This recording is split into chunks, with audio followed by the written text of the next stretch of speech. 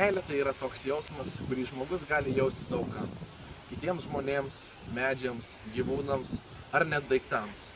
Tad paklauskime Rietavo praeivių, kaip jie myli Rietavą ir ką apie jį žino. Apie Rietavą. Nu, senelė pasakoja man, kad šitam prūdė gyvena kažkada Lochneso pabaisa. O tai kodėl jos nėra matyti dabar šiomis dienomis? Nu, išvažiavo prieš kelias dienas, emigravo, nes Karvauskis uždraudė gert, o ten soliuko dažnai matydavom gerdavai ir išvažiavo. Labą dieną, ką žinot apie Rietavą? Labą dieną. Čia man čia nespardai, čia gazdinti. Labą dieną. Ką žinot apie Rietavą? Apie Rietavą. Nu, žinau, kad čia būdavo Lochnes pabaisas varžybas, kai būdavo kovas, tai atvarydavau čia jos pagirdyti. Ir vis čia pagirdydavau jos ir viskas. Ką žinau, kad šitą daugiau. O prieš kiek laiko vykdavo šitos varžybos? Aš nežinau, gal 14 amžiui kokiam. Nežinau gerai. Ką žinote apie Rietavą? Ką žinai, kad Rietavėje 3000 žmonių. Da, žinau, kad medienus daug, miškų yra. O tai ką mylite Rietave labiausiai? Nu, ką myliu? Žmonės myliu, 3000 žmonių.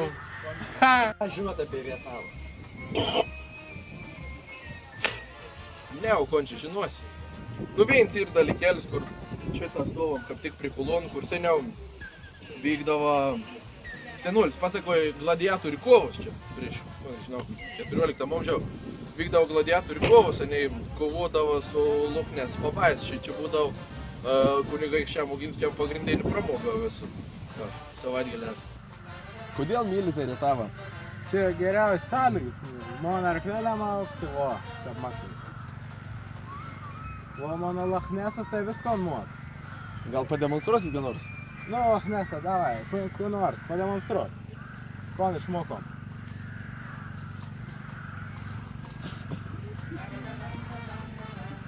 Kodėl mylite Rietavą? Turbūt kaip ir kiekvienas to miestelio gyventojas.